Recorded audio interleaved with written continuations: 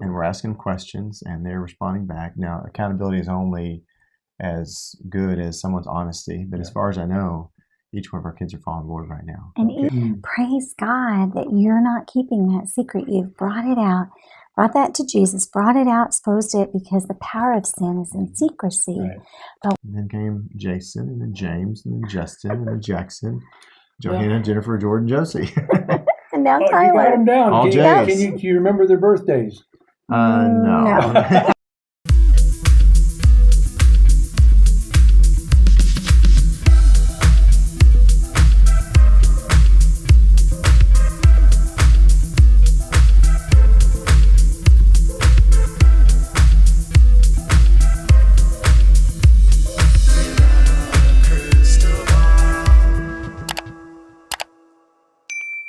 Hey guys, it's Katie from Without a Crystal Ball. Welcome back to my channel. I hope you guys are having a good day. It's Friday, August 20th.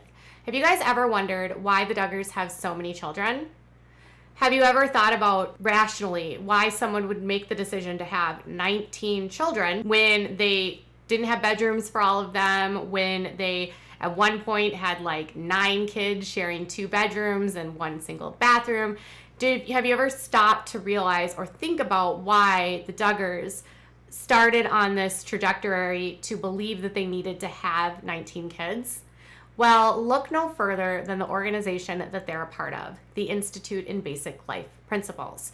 So the IBLP, which is a organization which was founded by Bill Gothard, and it started as seminars for troubled youth, morphed into an umbrella organization that offered a variety of seminars based on principles that take biblical teachings and apply them in sort of like a self-help manual. And it has like a structure where you have to go to one seminar and then another seminar, and they're not free.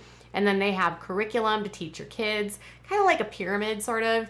And it's a lot like if you think about Scientology, where you have to keep paying for things.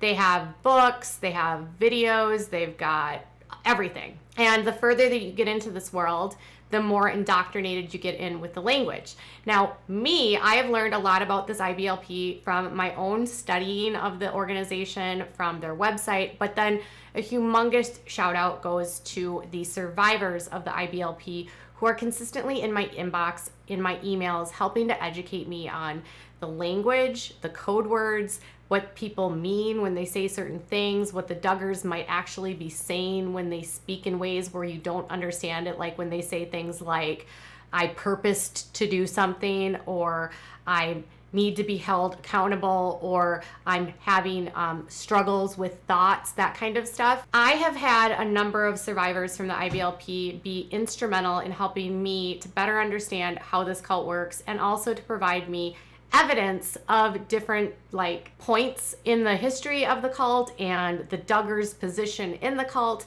and where the Duggars have existed in the cult and how the Duggars have helped or hindered the cult.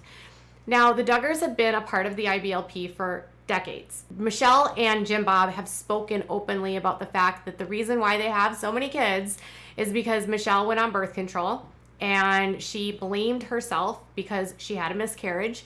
And then she decided that she was going to go and give this to God. And she was going to give God allow him to make the decision about how many children she was going to have. And they were not going to use any more birth control. They were not going to prevent it in any way. No family planning, no stopping if you're ovulating, you just whatever, which landed her with 19 kids. With that being said, where does this idea come that she needs to have so many kids? Well, it comes from the quiverful movement, but it's also an instrumental part of the Institute in Basic Life Principles, which basically believes that nobody should prevent God's intention for families. So if you're going to be intimate with your partner, you are not to prevent pregnancy in any way. You're not to have like a vasectomy. You're not supposed to take any sort of medications like over-the-counter birth control pills or prescribed birth control pills. You are not to do any sort of pregnancy termination. You're also not supposed to like prevent having intimacy when you're ovulating. So you do things when you do things, and you don't, it's up to God. So they don't necessarily respect having to take breaks in between pregnancy. If a husband wants to do it, they have to have it, that kind of thing. So ends up being that women who are very fertile and able to get pregnant a lot.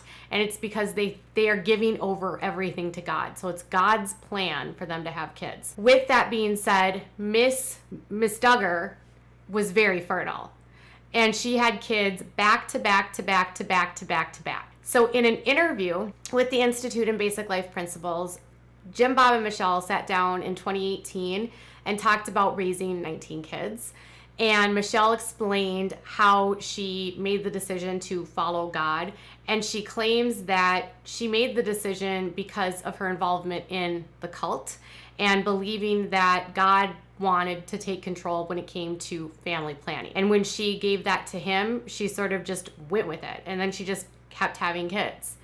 So they wanted to talk with the Duggars about whether or not they couldn't act, if they had relationships with the kids, how connected to the kids they were, did they know things about the kids, do they know the child's heart, that kind of stuff. But then there was a question about, do you remember your children's birthdays? We're kind of critical of the Duggars on social media because it seems like sometimes they just completely forget kids' birthdays, or it's like an after the fact and they plop it up online, like after maybe someone points out that they didn't wish someone a happy birthday.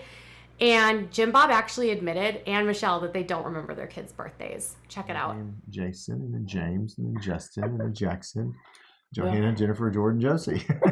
And now Oh, you got Tyler. them down. All J's. Do you remember their birthdays? No. I do have a cheat sheet for that. So I go to the doctor's That office was and an pull it unfair out. question. Yeah. Okay. So he basically says that after a certain point, after like 10 kids or so, it just gets, you just have so many kids coming in. He can name all of his kids.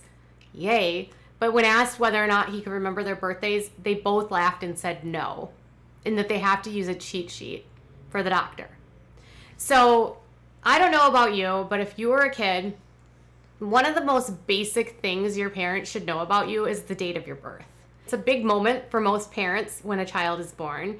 And knowing your date of birth is important for documents, for school, for doctor's appointments. Now I get it, they have it all written down, but if you cannot remember the date of your child's birth, you probably have too many children. And if you can't remember something as special as the date of your child's birth, and because you have so many of them, imagine the impact that might have a child when they realize that mom and dad don't always remember my birthday, or that they need to be reminded it's my birthday. There's a disconnect there. Now, I posted on my social media that I think it's sad that a parent wouldn't remember their child's birthday. And some of you guys said that, I have to make notes for my kids' stuff and I have to remember things for my kids. But most of you guys did not have 19 children. So there was that aspect of it. And I just kept thinking, if you have this many kids, how is it possible for you to not only remember, if you can't remember their birthdays, what else do you not know about them? What else can you not remember about them? The Duggars are adamant that they knew all of their kids. They know all of their hearts. They know everything, right? But they can't remember basics like birthdays. Yikes. Now, another aspect in the same interview, which I thought was really bizarre, was that they asked Jim Bob whether or not he feels like he has his kid's heart. And by heart, they mean keeping the child close to God, understanding any of the struggles the children have, making sure the child knows that they can confess to them if they want to confess, and to let them know of any struggles that they have, that kind of stuff. And Jim Bob feels like he has a good handle on his children's heart. But what I thought was really interesting was that the person that's counseling them, basically tells Michelle that if her children don't have a good relationship with their dad, it's probably because the mom is modeling something to the dad that makes the children, or about the dad, that makes the children believe that the dad is not worthy of respect, not worthy of having a relationship with.